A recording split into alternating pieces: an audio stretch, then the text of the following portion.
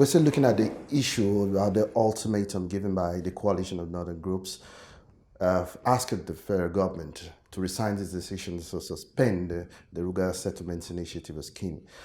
Your organization, Afenifere, has come out to describe that ultimatum as not only insulting, but a calling to war. Why would you say that at this time?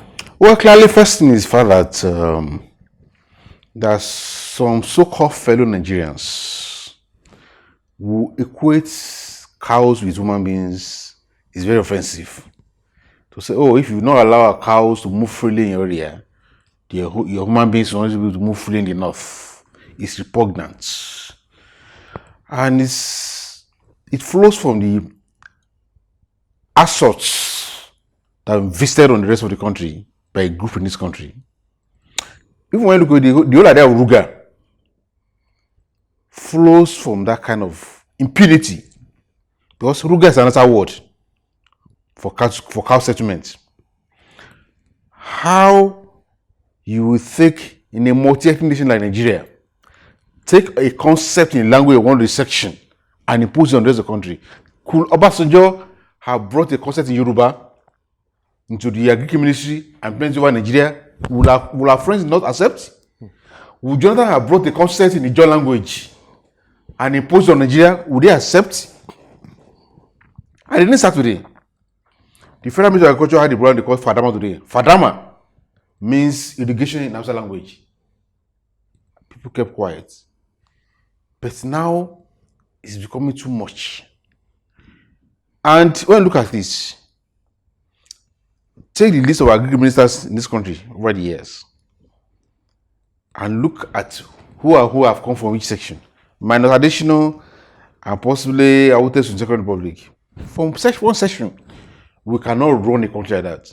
And I think is that habitual impunity that is giving some thugs the leeway to tell us that in 30 days, so that you accept that cows move freely in your area, your human beings stop moving everywhere. And it has come to a point in this country where we need to agree.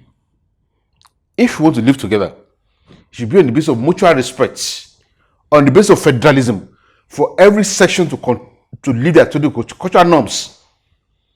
If you don't want to live together, let us have a referendum, have our Brexit in peace, and then we can still live it after.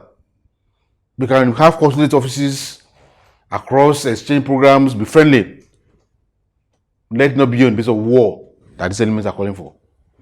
Shouldn't have the president or the presidency done more in terms of ensuring that those who are behind those ultimatums should have been arrested? I mean, what's your take on that? They are working together.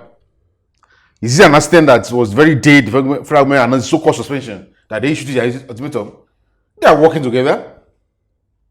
Look, when Obasanjo talk about Fulanization and Islamization agenda and accused Boko Haram and Miiti, who responded to them? To date, Miiti did not respond. Boko Haram did not respond. It was Lai Mohammed and Garba Shehu who were responding to Obasanjo on behalf of Miiti and Boko Haram.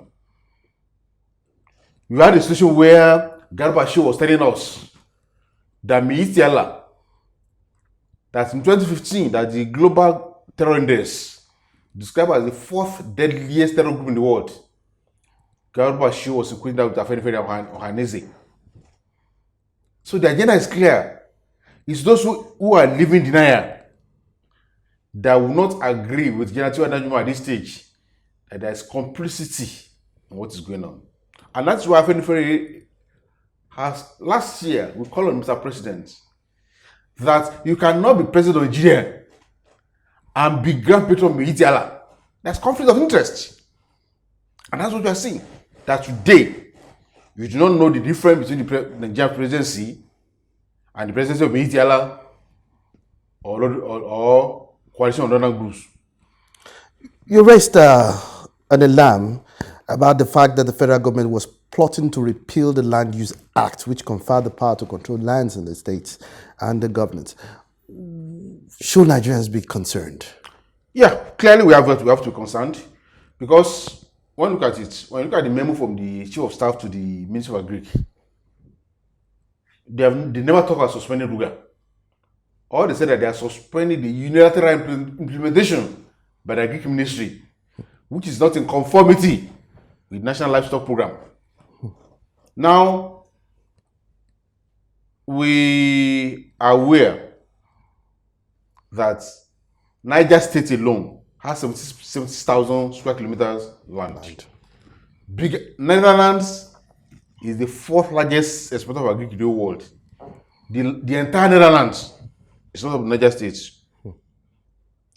Niger State said they want to do Ruga. Some other states in the north said they want to do Ruga.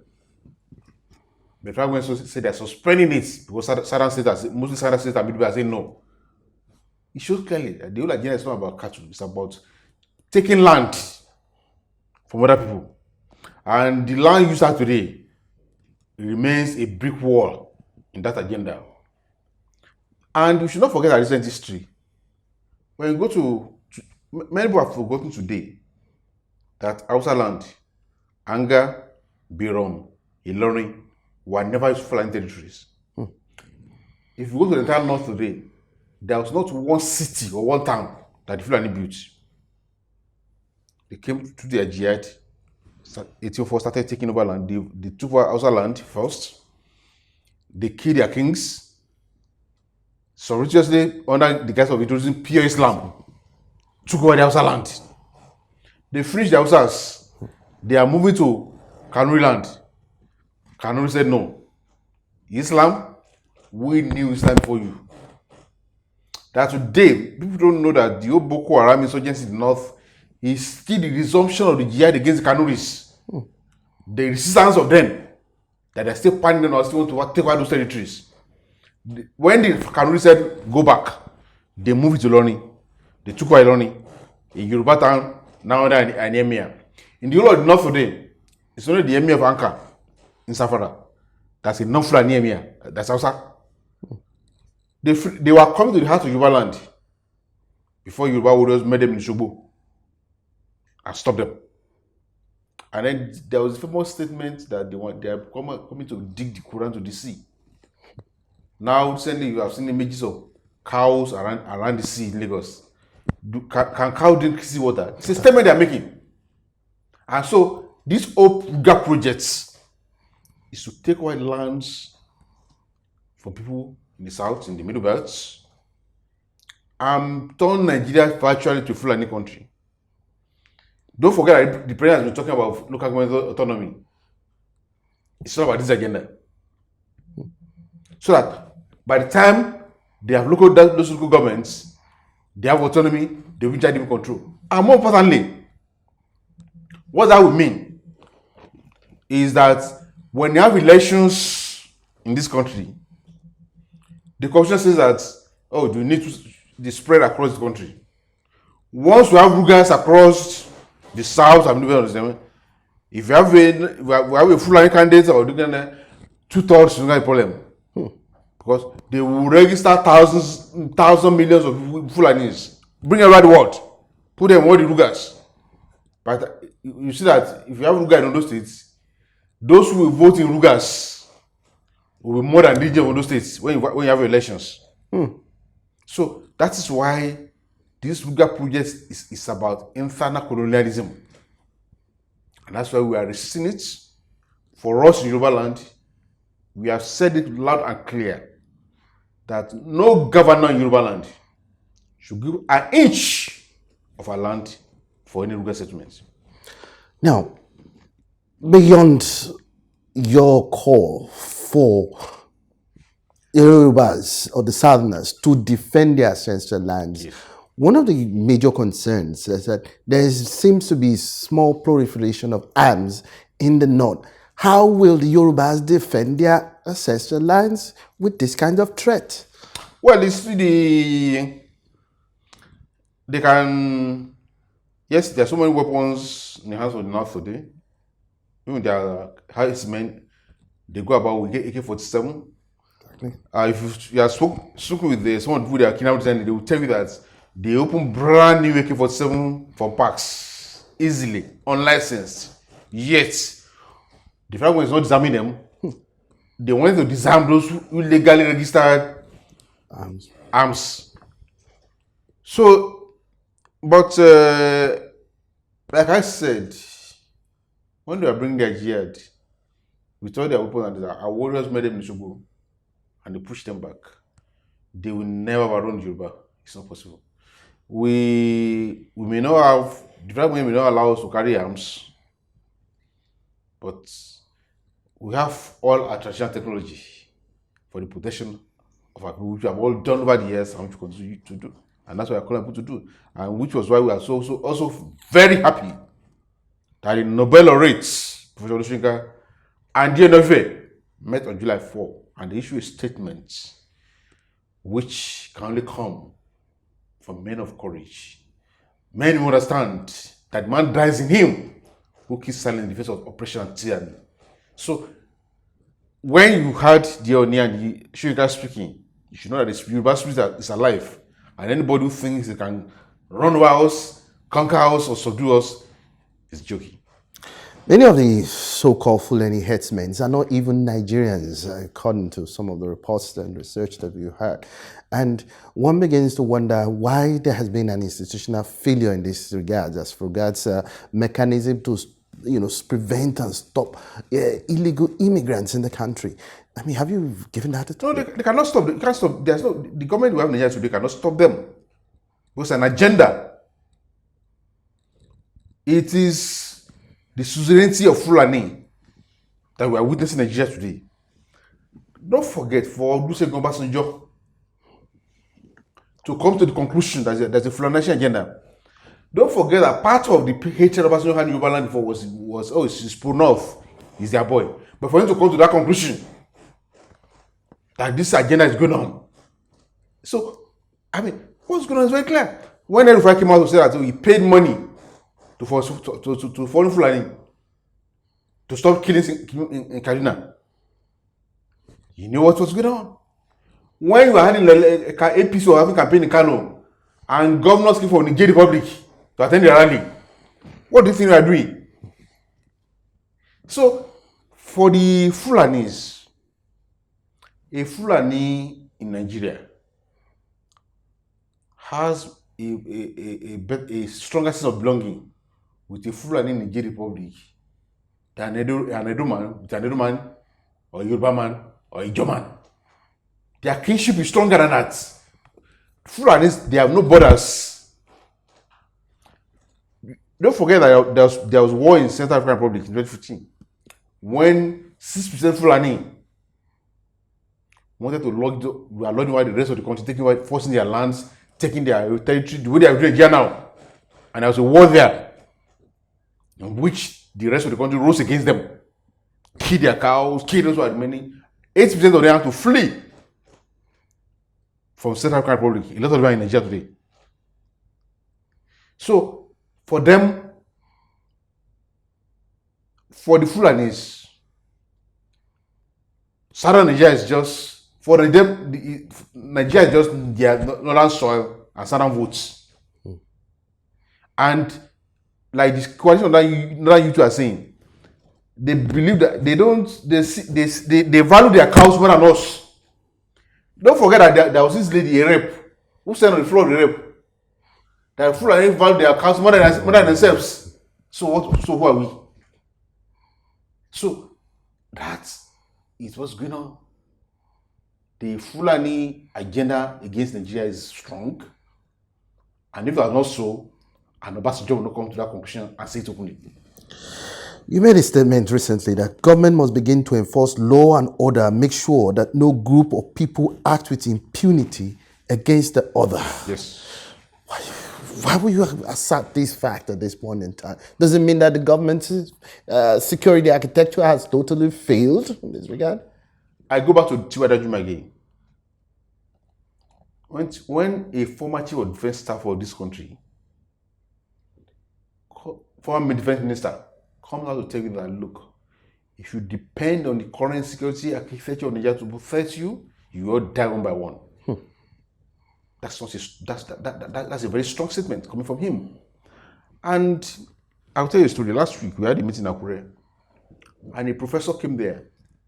He said he was traveling from Ekiti to Ilesha when Fulani men were leading on the way. He managed to maneuver to run. They shot at his car.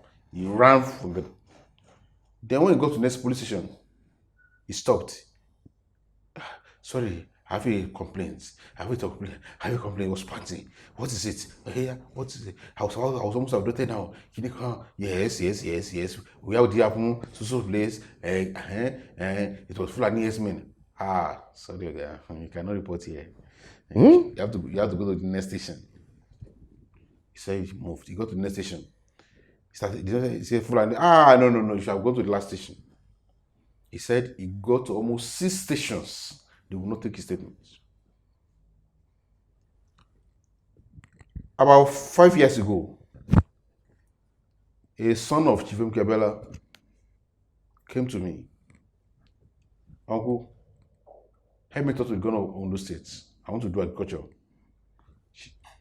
Dr. Miko was gone on Ondo State that time. I called him. I said, Your Excellency, please, our hero Abiola died. This is his son. You want to do agriculture in your state, give him land. Or Miko said, let him come and see me. Miko gave the boy land somewhere near war. He started. One day, Fulani men took over the place. This boy ran to the police in Akure. Said, Fulani men have taken over my farm. The people said, sorry. We have no power to act against Fulani men in this station. Yes. Why?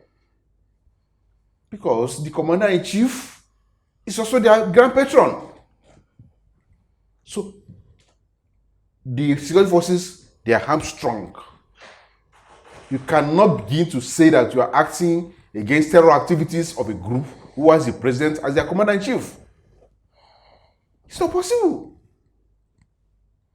And that's why we're saying that except the Nigerian government realizes that enforcement of law across board is the first duty of any government. We are taking this country to Kigali very fast. That is ominous. Your organization has described the Ruga settlement policy initiated by the presidency as an ethnic agenda, saying that ranching is the way to end the killing by Fulani herdsmen. What is the difference between ranching and the so-called initiatives that are being provided by the federal government? To start with, every Nigerian who understands English knows the meaning of ranching. Not every Nigerian who's not an Hausa Fulani person does not understand the meaning of Ruga, but it's an Hausa word. Now, and that shows clearly it's an ethnic agenda. And they could even hide it. They could even give it a name that's not even their own language. But beyond that, Ruga is an attempt for ethnic conquest and domination to take others, grab other people's land under the guise of rearing cattle. Whereas ranching is a business model. That, you want to raise cows in Lagos State, you go to Alausa, I want to buy land, you apply a fee form, they give you all the regulations you pay, and you live under the regulation of Lagos State. And we are running a pure business. That's the ranching we propose, which you accept. But for as long as we are Nigerians, every Nigerian can do business in any part of Nigeria. But you must live under the rules and regulations of your host community. But Ruga is an attempt to take over land and give to the Fulani headmen across Nigeria. To use the power of the federal government. For goodness sake, what's the business of federal government in cattle business? Those who own this cattle, they are billionaires. They can afford to buy land to do their ranches. How many businesses do you have in Nigeria that the federal government is supporting in that way? Farmers, fishermen, all kinds of businesses. They are doing their own businesses. So clearly, Ruga is a policy in internal colonialism, while ranching is a solution to the herdsmen trespass, because there's also a dubious word that's being used in farmers' herders clashes. What clashes? Somebody's using his farm, cutlass on his farm. Somebody's coming to AK-47 to terrorize him, and you say clashes. It used to be herdsmen terror, but the federal government softly, in fact, we even learned that editors are called. So don't stop using this terror. Now stop saying clashes. It's not clashes. The headers are trespassing on farmers' land and they're terrorizing them.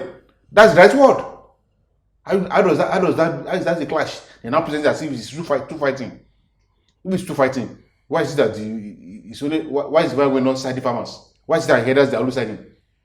When they say they want to call and say they want to give money, why is it that herdsmen they are calling? Now why did I go to the north today? In Darao, we want to create Ruga for those who are raising pigs. To go and raise pigs in Darao, Sokoto. So beyond just the suspension, should the federal government go? They did suspend. They did suspend Ruga. Ruga is alive. They suspended unilateral implementation by the Ministry of Agric. Go and read Abakari's memo to the Ministry of Agric. They didn't say we suspended Ruga. They said the president has suspended the unilateral implementation of Ruga by the Agric Ministry. That's what is suspended. No Ruga syntax. So we should be looking at the cancellation of the policy in its entirety. Of course, that's the only thing that can please us, because suspension is what we call takia. Deception. And many people are falling. I was doing that in my column yesterday, talking about people are falling, great men who are falling for deception in Nigeria. In 1962, the Federal House was sitting, discussing with tradition, when I always scribbled a note to Balewa. This was a story by Chawolo himself to Inako. Prime Minister, when can we see? The Prime Minister responded, why not now? So I will headed to Balewa's chambers. Mr. Prime Minister, what's the thing I'm hearing? That emergency will be declared in Western Nigeria. You're a lawyer. Everyone knows the process of declaring emergency rule. Why would that be contemplated? It's not possible. If ordinary people how can you believe that? Anything was discussed? I will say nothing. They parted, they shook hands, they left. That night, emergency rule was declared in Western Nigeria. So let nobody fall for the suspension. Nothing was suspended. It's only that Agric Ministry jumped the gun. They didn't allow them to cross all their teeth and dot their eyes, and that's what they're doing now. Comrade Yinka, Odumakin, thank you very much for your insightful analysis. My pleasure.